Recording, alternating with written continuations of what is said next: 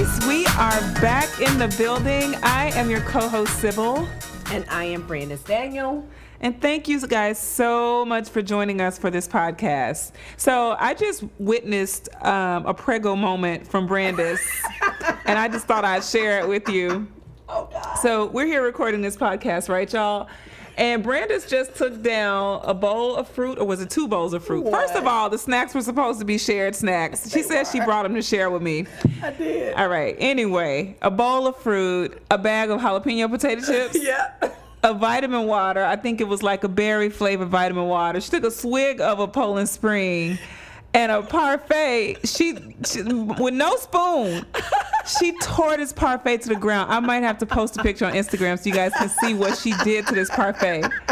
And at first she was trying to be cute about it, trying to figure out if she needed a spoon. She didn't have a spoon. And I think she thought I was going to judge her if she did it without a spoon. Of course, no judgment. She's pregnant. She took it down. So anyway, That's the hilarious. pregnant moment that I just witnessed, and it was awesome. That is Was it hilarious. good? It was so good. I'm so glad it was good. It was so good. So tell me, how do all those flavors mix though? The jalapeno it to go works- with the. It works great. You smiling. It all She works. came in. She was like, "Y'all, I don't know if I feel like doing this today. My mood ain't right. I ain't right." And she I just was started so eating. exhausted. I watched her keep eating. talking to me about this second trimester energy. Where is it? It's coming. You're gonna be jogging up in here next week with some Nikes on. Oh, Lord. But I just watched her tear down all of her snacks, and I didn't say anything while she was doing it. But I felt like I should go ahead and highlight it. She waited till we got on this podcast to say something about it. Because she really wanted this yoga jaw, and I wanted to see how she was going to handle that. She wanted it bad. She kept looking at it. So I just wanted to see how it was going to happen. That's so mean. That is so mean. I love you. That is so mean. All right, so what's up, ladies? You are with us. This is podcast number 5, and thank you so much to all of you guys that have reached out to us on Facebook and on social media and sent emails to talk to us about topics and feedback. Yeah, we love it. We love it. So thank you. Keep the conversation going. Yes, and keep listening. Take 30 minutes out of your day, wherever you are, whatever you're doing, riding your bike, hanging out at your office board, on a smoke break. Really. At the gym. People still take smoke breaks. Girl, yes, I saw a girl doing it today on Instagram on her smoke break, which wow. made me think that perhaps I should start smoking so I can have more breaks in my life. But anyway, keep listening, guys. You know, don't stop listening. Don't stop sharing. We're enjoying it. So we just got a really, really great question. We did, but before we get to that, Yes. tell me about this event you went to last night. OMG. So I had the opportunity to go to an event that was hosted by the Boss Network, and I wish I had the domain. Do you have it? Yeah, I think it's Boss Network. We're about to look it up. We're gonna let you guys know. But shout out to Kamika. Yes. So this event was curated and hosted by a fabulously beautiful woman named Kamika Smith. The website is thebossnetwork.org, www.thebossnetwork.org. And it's a community of entrepreneurial women who support each other through conversation, online, and event-based networking.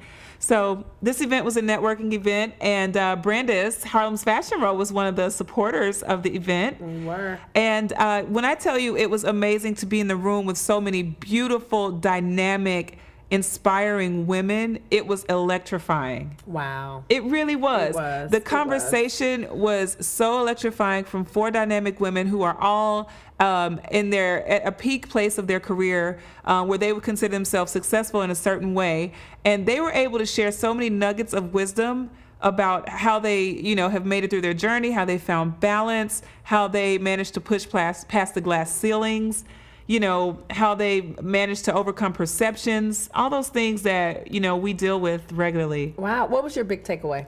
Okay, let me tell you my big takeaway. Okay. Beverly Johnson was in the room. Beverly Johnson was the closing conversation. And when I tell you she is fine wine, She is. She is fine so wine. She is beautiful. She is the finest thing walking. Beverly Johnson, if you're listening, one day I will be like you. She is just beautiful in every way. She is. My biggest takeaway was to stay ready, because Beverly Johnson is 60 years old and she could get snatched by a 30-year-old if she wanted to. She really could. Oh, Brian, don't take any offense. Brian, no offense. She loves you and that partnership is real. But Beverly is so amazing and marketable from every level. And it just reminded me that there is no stage of your life where you need to be void of your beauty. Yeah. You always need to carry it with you in every day in some unique way. That's a good one. Yeah. That's Beverly a really Johnson, good one. she gave that to me last night. That's a good one, Yeah. Sybil. Thank you. That was from Beverly. Nice. What Very about nice. you? What did you get from the time you were there? It was great. I had to hop out the event a little bit early because I double booked myself, which I try not to do, but I did on this occasion, and it was just great. Like, the women who were in the room were like so incredible. I'm so proud of what Kamika's been able to accomplish. She inspires me. Yeah. So now that we're up to speed, we had a really good question come in from one of our big friends and supporters, Alicia. And Alicia basically felt like we really need to hone in on the conversation on relationships. And the part that I'm even scared to say. Say it. Okay, so Alicia feels like we need to discuss how to know, or how do you have indications that relationships have run their course. And Y'all, she specifically said friendship. Friendships have run their course. Ooh. Lord Jesus. Oh. So at this point, I'm going to find a rock to crawl under, and I'm going to let Brandice take over, because this is so touchy to me right now. It is so touchy. You got to kickstart, Brandice. I am like sort of numb to this topic, and I This is so funny.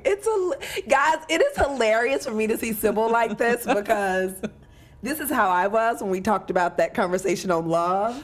And so Sybil is literally arms crossed right now, like, don't want to talk about this. I don't want to talk about this, but that's how I know we need to. So why don't we decide to find a great friendship? You want to start there? All right. Yeah. Do you want to start with your definition?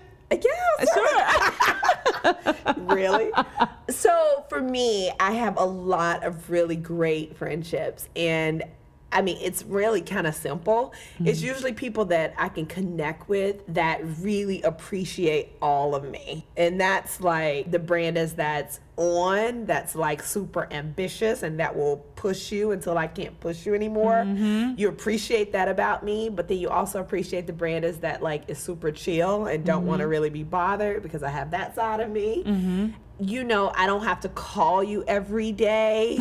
I just like people who just can take all of me, like the good, the bad, the ugly, and be okay with that. You know what I mean? Like, be comfortable with that. That's good. That's what I like. Ma'am, really? That's great. Okay, friendship for me. I honestly don't have people that I consider friends. I just take people as family. Like, I do have a very intense system of checks and balances before I let people into the system. That's going to be interesting. I want to know about this checks and balances. I do. I am very discerning, and I'm probably very private when it comes to like relationships, because once you're in your family, and I don't break up with family, how can you do that? I create blood. Like, we have the same blood type at this point, and there's no breakup for me. So when when friendships have difficulties, I'm always quick to find resolve, because you can't break up with family. But Netta, you didn't want to know that. The part you want to know is, what is friendship for me? Friendship is finding your kindred spirit, finding your connection with a person. And it doesn't have to be your whole life. It's just something that you've been able to connect on that makes a link, creates a bond, and will allow you to be strong for each other. Yeah. And, friendship has its seasons, it has its stages, and it's not always pretty. Sometimes it's challenging, but it's knowing that throughout all of that, the bond that you've built is so strong that it can't be broken by circumstance. I think that's true friendship. That is. What do you think, or what were you taught about friendship in your home growing up? I was not taught a thing about friendship. Really? Never. Do your mom have close friends? Yes, she does. But my parents never taught us about friendship. That's probably why I make everyone family. My parents taught us about family. Wow. My parents always taught us as siblings that we have to stick together. We have to love each other. We have to support each other. We have to resolve our issues, that we couldn't fight. We couldn't disrespect each other. We always have to encourage each other. They never taught us that there were people that were friends. So I don't even think they taught us how to cultivate friendship. Never. So I always see people, they translate as family instantly. Wow. Yeah. That's so interesting. Yeah, I just got that revelation now. That is so My father interesting. had probably 2 friends. He's very, very intimate person, and he probably had 2 close friends that he had his entire life, and he had 8 siblings. Wow. 7 siblings. Sorry, he's of 8 children. So his siblings were his friends. Yeah. That's interesting. And even as children, we didn't have a lot of friends come over. We had each other. Mm-hmm. You know, we would go to birthday parties and things like that, but we never had a lot of people in close proximity. Really? No. That is so interesting. No. We had people from church. We had people from different relationships. When it came to like close proximity, it was just siblings. Wow. Yeah. That is so interesting. Yep. Sybil. It just opened my world up in so many ways. Wow. Thank you. That'll be $125. That just opened me up. I just thought about so many things from that. Yeah. Wow. Yeah. That's so interesting. We always had friends over when I was younger. Wow. Always. Like there was like friends up the street who came over. There were like, our house was like a big open door. Wow. And so we just my mother, it was 3 girls. Yeah. Me and my 2 sisters, same with you. Uh-huh. And we just always had friends over. And Wow. and so I just remember the one thing my mom told me about friendship, I'll never forget this, is you never date your friend's ex-boyfriend Ooh, that's great. or boyfriend. Like literally that's the only thing I can remember that my mom taught me, like by talking verbally. Yeah. She said that. Because I don't know if something had come up or something. She was like, you never date your friend's ex-boyfriend. Oh, she gave you a good one. And that was like, I was like 13 years old. Nugget. That kept you straight in college. It did. Oh my gosh. It really did. Did you hear And that, ladies? You should never, ever date your friend's ex. Ever. He's not worth it. It's not worth it. It's never worth it. And that was the one thing I remember that I took away that my mom told me about friendship. But she That's would good. always say little things about friend. Like that's the one thing I remember. But I do remember her always kind of saying little things about friendship. Loyalty was a huge thing for her. Yeah. And she just, which is so funny because, Mom, don't kill me because I'm like putting your business out on the street. But my mother is very private and is not vulnerable with a lot of people, but she is the best friend to everyone else. Wow. So I'm like, dang, who does my mom have? Because she's like the best friend to everyone. Okay. She has and even people who are younger than her, they're like people that are my age that were teachers at the school she was taught at or whatever, and they call my mom for everything. Wow. So she really took the friendship thing serious. Yeah. Even though I don't know if she did actually. I'm going to take that back. There was a couple people that she really allowed in. But not a lot. But not a lot. Yeah, it's really weird. And so I think Alicia's question is quite piercing because, you go through seasons and stages with relationships. You do. And I could never imagine one expiring. I just could not. I can't imagine that you would have a person in your life that I would say a friend, because let a dude do something strange and he's got to go, right? I mean, bottom line to me. But when it comes to people that you've deemed or perceived as a friend in certain ways, and they're in your inner court, they're like in there with you, it's hard for me to perceive an expiration. But the reality is that they do have expirations. Not all of them. Yeah, but there are some that... But sometimes people do. That it's best for both parties to say, peace out, this is it, or, for this season. Yeah, it's true. So Alicia, we have not answered her question. We got to get into her question. Alicia, we coming, girl. How do you know? Is how do you know when it's time to let go of a friendship? Yeah. Because sometimes you outgrow people. Yeah. So I don't really, unless you betray my loyalty, I don't really let you go completely. How does someone betray your loyalty? By, maybe you said something shady behind my back. That's like, maybe there's something that you've done that I can't trust. Maybe you've told me a lie, like those types of things. But I haven't had a ton of that to happen, but I have had where I've like grown apart from someone, and I don't always let the friendship go. I just kind of put it in another bucket.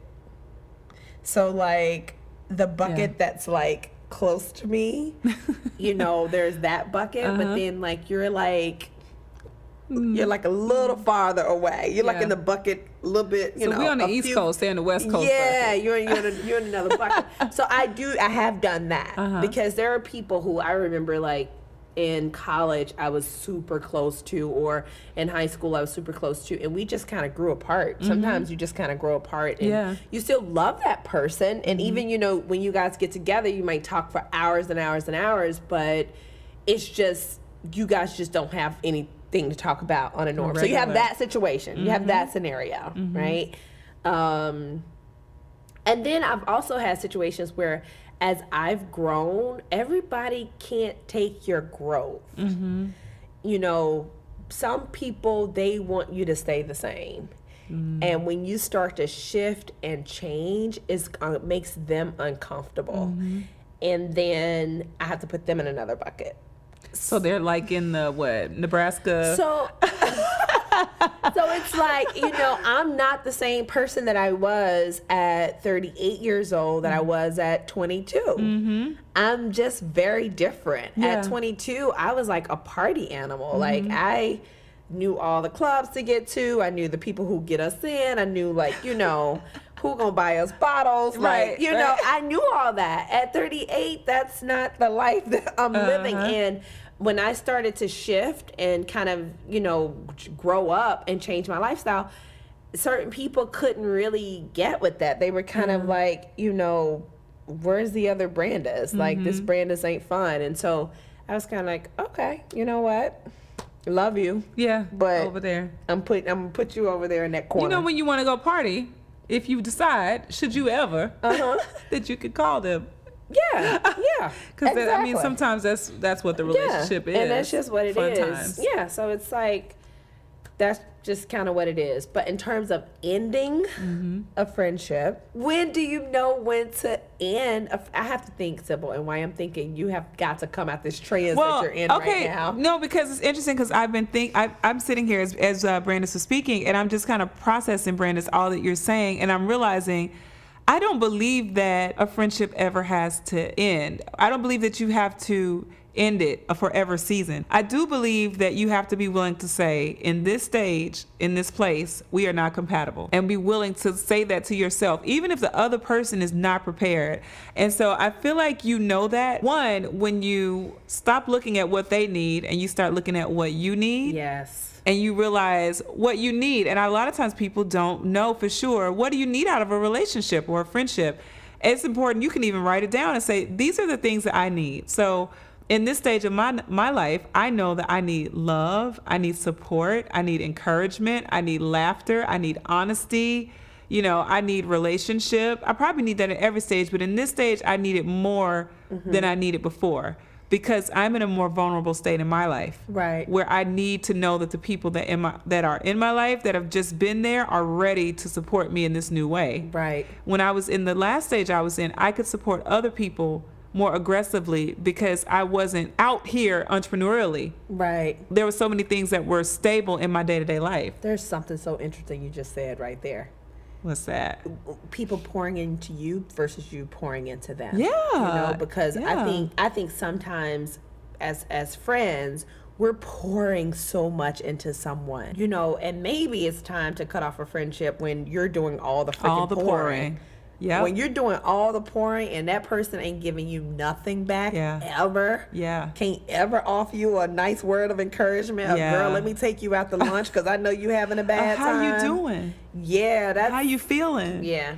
But that in order for you to do that, you gotta stop pouring so you can see. Because sometimes you're so busy pouring, because that's what you do, and you're almost on autopilot to a point that you're so busy pouring into them, and it's just what you do, that you can't even see what they do or their response. Or maybe you pour it and the cup is too full and you don't even know it because it's just what you do.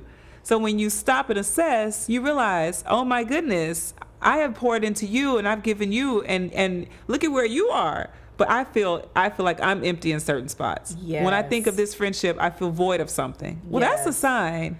That's a sign. That's a sign. When I think of this friendship, like for example, when I think of my husband, I smile, I get hot, I laugh.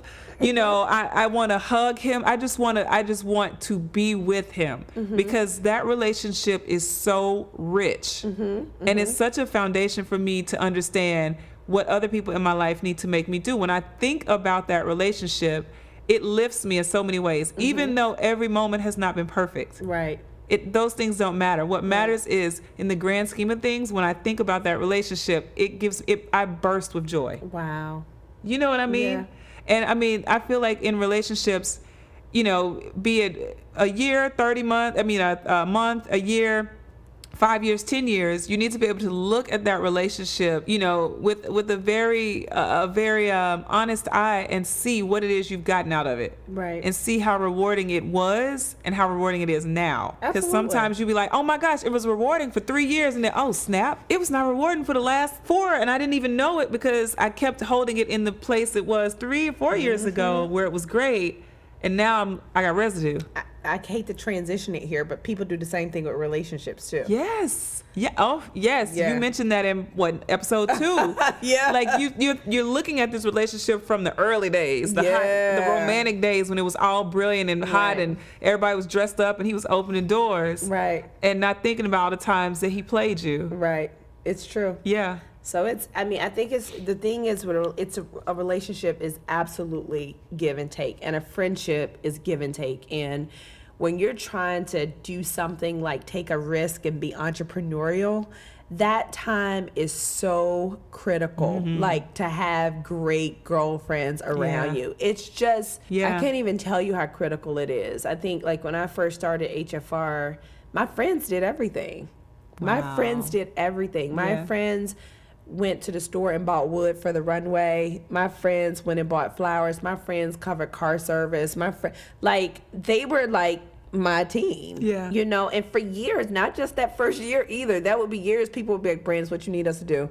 I'm like, can you cover the food for backstage for models? And they'd be like, yeah, here's my card. Put it on my, you know, you need people who kind of almost anticipate your needs, and you anticipate their needs because that's what a really good friendship is. If you've got somebody and every time they call you, they're calling you about their problems and they want you to solve their problems every single time, and they're not asking you like, how are you doing, Alicia? How is your day going? How is your life going? Any relationship that's like that is a problem. I also think too, you need to make sure that in a relationship, Alicia, we're going to make sure we capture every part of that question, but I think it's important that there is some level of growth, of progress. Like, be it that as friends, you know, we might work out together. As friends, we might, you know, journal together. As friends, we might, you know, talk about family issues together. Where there's some connection that you can make where another person, one can anchor the other. Yeah. It's not just enough to watch TV together. It's not enough to read magazines and do celebrity gossip or to cry together. Yeah. It's not enough to do that. It has to have some type of progression to it, because best believe if it has no progression to it, as soon as the other friend gets in a relationship with a man, or a relationship where there is some growth and contribution to it, that stagnant friendship where it was all about just doing the basic things, it will fizzle. It will fizzle. There will be no room for it. And maybe that's the thing. Some friendships actually just fizzle. They fizzle. And it's got to be okay. Yeah. That's got to be okay. That's got to be okay. Yeah. I mean, I think the challenge is when a relationship fizzles on your end, but the other person hasn't realized that it's fizzled. And so they're trying to figure out like why things are different, but for you, it's very clear that it's fizzled. Yeah. That's a touchy... That's a touchy spot. It is. And then what happens after that is there are all these residual things that start to creep up where you start looking back and you're like, actually, when I think about the friendship, it ended ages ago. Yeah. I didn't even see it because I excused this person for the sake of thinking that friendship was what it was originally. Yeah. So, Alicia, I think the signs are very, for us, for me, I would say it's important to know what you want out of a relationship when you get into it. Now, I'm at a stage now in my life where I can meet people and I can see where we can connect. And it was interesting because you just connected me on an email with a woman, and she and I had probably 2 sentences in the conversation. But what I love was that she said, I see ways both personally and professionally where we could possibly have synergy. Right. That already let me know that she's interested in a gateway on a personal level, right, as well as a professional level. Right. So that kind of set the tone for what she's interested in. Right. If I'm not interested in that, I could pull back and say, personally I'm overloaded, but let's talk about the professional. Or I could do, you know what I mean? But I feel like it's important that we know what we want to get out of a relationship. That way, when it's fizzling, or if it's resolving, or if it's on a downside, we're able to see it because we already knew. I wanted to come out of this relationship with it on a peak. I wanted, Brandice and I, we met. Who would have thought we'd be here today doing a podcast? We knew we'd have synergy, and we knew that we had something, but who would have thought that we would have progressed to this level? But there was that something that was always there that we said, when the time is right for us to build on it, we're going to be ready. Yeah, definitely. And sure enough, here we are doing that. So I think, as far as knowing when a friendship or when a relationship, when it's time to let it go, it's when it's not doing for you what you want it to do for you. Yeah. And when it's not pouring into you. Yeah. Because, sometimes we are so guilty of giving and giving and giving and giving. And I still actually have a friend who I love very much, but we're just not that close anymore. And I just felt like I was always the one calling. I was always the one checking in, and I was always the one going out my way. And finally, I was just like, why am I doing this? We've been friends for a very long time, and we have a very solid background. But if I'm the only one, if she's never calling to check in on me, why am I bothering? It's just like a waste of my energy. And quite honestly, it's really still an uncomfortable place for me because there's still the illusion that we have this great friendship, but when actuality, we really don't. Yeah. It's really not there. Yeah. So that part is kind of annoying. I have to figure out what to do. Yeah, because how do you what face to do that? with that? Do you make the announcement and say, hey, friend X, I don't know. Neither one of us wants to be the first to say goodbye. I don't know. You don't, or do you just let it die the way it's, what do you do? I don't know. I don't have an answer on that either. Part of me is annoyed that it still feels like it's supposed to be the same when it's not. But why can't you make the mental shift? The friendship has shifted. Let me shift with it. I think because I really do care about the person so much. Can you still do that and have a shifted friendship? The friendship has already shifted. But can you still care about them in your heart, but be willing to say, our friendship's at a different place. I care about her. The end?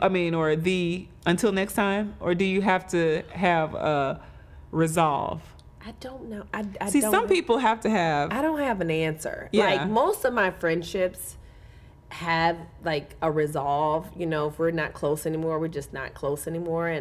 But for some reason, when I feel like that person, I don't know, I have some guilt around it maybe. Got you. Okay. You know what I mean? The other thing, okay, so this happens too, in friendships. So when I feel like I need to be there for that other person because maybe I have more something than that person has, right? So maybe I almost take the role as a big sister versus a friend / big sister. And so when I take that role, I know that I'm going to be giving more probably than I'm going to get back. Yeah. And so I was probably okay with that for years. And then you just get to a place where that's just not okay anymore. And I think I'm at the place where I'm like, that's really not okay for me anymore. I actually don't want that type of friendship. But it's really, really tough because there's such a history there, and it's I don't know. It gets sticky. It really, really, really does. It does. Well, I think it's important for our millennials to know this too. Friendships from high school, friendships from college, then you go into your career, and friendships definitely starts shifting when, you start making salaries and one friend might not make as much. And when it comes time to make vacation, somebody can't afford it and who's in the pictures. And, yes. You start living apart. And, yes. And social media, I'm sure, makes that even more difficult. Oh, my God. I can't imagine that pressure, for millennials. And then you get married. Who's in the wedding? Yo. Do you go digging back to elementary or That's tough too. Do you go sister? Really do you go cousin? How do you do that? And there's all these pressures that come with these relationships because we don't have put enough definition around them in our life. So when it comes time for those moments, we feel obligated. And then you got 20 bridesmaids. Yeah. And then after the wedding, you probably talk to 3 of them because the others go about their life. And people want to pull the "I was in your wedding" card. Yeah. Yeah, I shouldn't have had you in the first place. Yeah. But, so... we do things out of guilt. Like, that guilt. It's true. It's so true. And you're right. Like, the friends you have, most of the friends you have in high school, you probably won't have them, 10 years after high school. I mean, my situation, my best friend and I actually met in high school, and we went to the same college together, and we're still talk 4 times a week now. But I will say she actually, if I had to say who taught me what friendship is, I would say Crochet. Nice. Because she has lupus, and she had probably one of the worst bouts of lupus you could have. Wow. And we were in college. She was in ICU for over a month probably. And I mean, to the point at which they were like, we don't know, you know. So it was really, really tough. But the thing about her is she would be on her hospital bed and would sense if something was wrong with me. It is the strangest thing. I don't even understand her half the time because she can be so sick. She can be in a hospital bed but want to make me laugh. Wow. You know what I mean? And so that, her example of friendship is just beyond. I'm beyond comprehension because I don't even think that I'm that type of a friend. She just does. And our lives were in different places at one time. But the thing about her is she was always so super supportive of me. She always, and if I wasn't living up to my potential, she would tell me. She would challenge me to go harder, go bigger. What's wrong with you? Even if she couldn't do it for herself at the time. And that was that is friendship. Wow. Yeah. That's great. I love that. Let's cap again for Alicia and for everyone who's listening. So, if you had to say 3 things, 3 signs that that it's time. 3 signs. Sign number 1. Sign number 1 is if I'm pouring into them way more than they're pouring into me. I'm talking about 80% of the time I'm pouring into them, 20% of the time they're pouring into me. Sign number 2. Sign number 2 would be somebody who shows me any trace of jealousy as I'm moving forward. If there's a trace of jealousy or hate when it comes to me moving forward in my life and you not being supportive of that, you gotta go. Okay. And sign number 3. Sign number 3 is somebody who does anything to betray your trust. I think, some people can be very manipulative, and some people don't have a lot of friends. And if you're one of those, they'll do anything to keep you as a friend. That includes pushing other people who might be your friends away from you.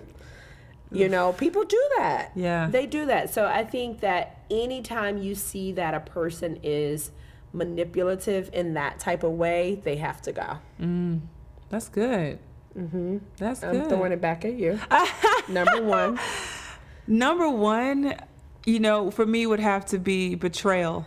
Okay. Absolutely betrayal of some sort. Betrayal of trust for me is a telltale sign. If they did it once and you let it pass, it's going to happen again. Or betrayal of my marriage. Any kind of disrespect towards my husband is just intolerable.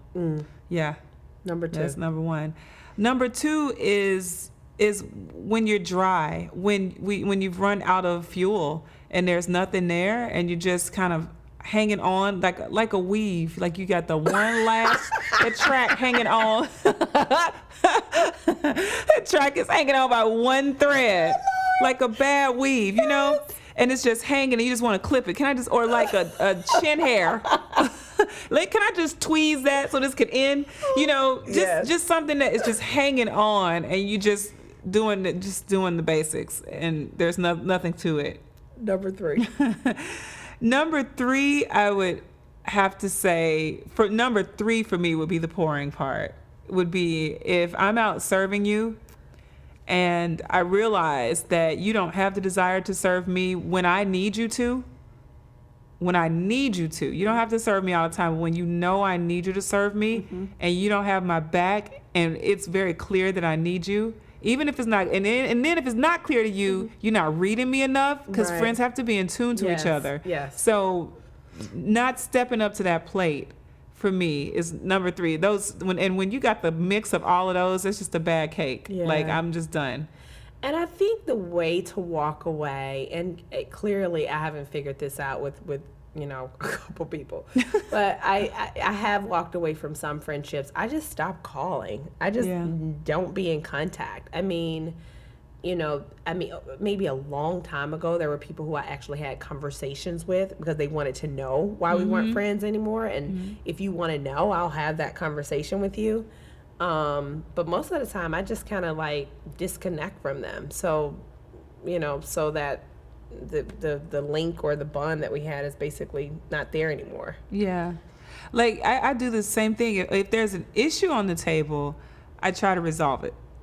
Like, can we resolve the issue? Definitely. Resolve the issue and still walk away, knowing that we resolved the issue. That way when we see each other on the street, it's not strange. Right. You know?